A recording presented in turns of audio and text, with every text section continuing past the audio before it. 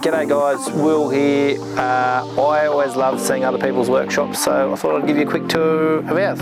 Come on in. Right, so Heart and Soul Workshop, the Whiteboard. Everyone's names along here, what they've got coming on, what they've got today for the day. Also their goals. We like everybody to have a few goals for the week, whether it be work goals or home goals. Then also jobs coming up. So this is how we track our production through the week. So we've got our goals for that as well. We just want to stay on the ball and make sure it's all working properly. Okay, our new big whiz bang panel saw. This is a Martin T60. It's it's the equivalent of a new car, so it really gives us a lot of efficiency within the workshop. One of the cool things we do, it's all digitised. So if I want to move this out to 500 mil, I just press the simple button and off it goes. So that's your rip fence. Dock fence is also digitised, works off a separate function, but really gives you that 0.1 of a millimetre type dimensions, which is great. The next step up from this saw has a tilting saw blade. Our one currently moves this way. The next step up moves both that way and that way, which in furniture world, it's pretty cool. But yeah, we love this machine and it's been working out well for us. So this is jointer. It's only a 200 mil, so it's not huge, but we don't like working too much more over than 200 mil width anyway. So this is your first point of call for any rough sawn timber. This is what gets it square. So this bed is perfectly square to that bed. We run a face of the timber through, and then we run the edge of a timber through. This is the very start of getting everything square. So say for a tabletop, we can have a perfectly square and flat tabletop. So you've got a face and edge there, and then we go over to the thicknesser.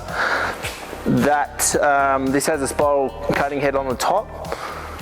So once we've got that square piece from the jointer, we can then put it down on this bed and it runs through perfectly perpendicular at 90 degrees, both sides. We have got 4 sides which are perfectly 90 degrees each. This is the saw stop, so a little cabinet saw. This has got technology in it which will save fingers. So anybody inexperienced, their finger comes too close to the blade. Down here you'll see a little green light. When I touch the blade, the light will actually go red.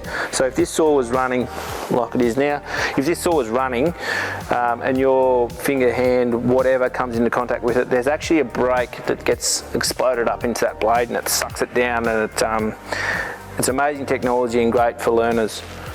Back over here to an edge sander, Laguna. We've got a lot of good Laguna gear actually. It's really nice entry-level machinery, but we use this a lot. It's one of those everyday machines that you probably don't need if you've got a belt sander, but it's still just great to touch up small things every now and again.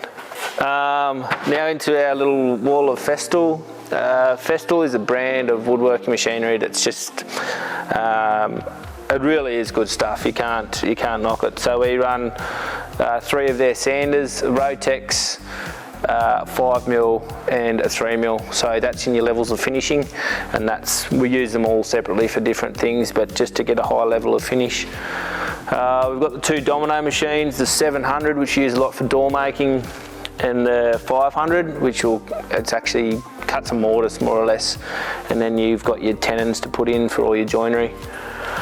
And also the Festool router, really great plunge mechanism for getting on and off. I like them. Okay, now into our wood selection. At the moment we're pretty well stocked. We're running American oak, Tasmanian oak, Akoya, rock maple, blackbutt, walnut, Tassie blackwood, and some more recycled stuff. Timber prices at the moment are just going crazy. We've probably seen a 40% increase in American oak over, I'm going to say 6 months. We're getting told that Australian species are relative. I don't know how or why. Some say bushfires, some say demand. Questionable, very questionable. Anyway, timber's expensive, so prices are going up. So just hand it over to the client, which I'm sorry about, but we've still got to try and make a dollar somehow. This is pretty much the the woodworking room.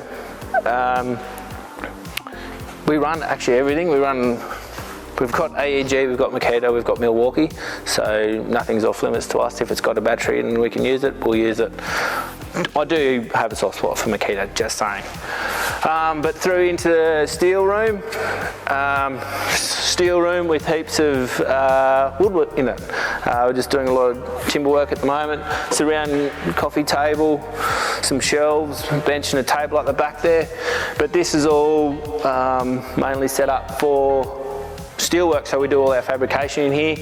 Our fabrication levels are we keep it pretty simple. We've just got a cold saw, a big Trupro 350 cold saw for cutting all our angles. It's perfect for cutting all your angles when you need to be precise.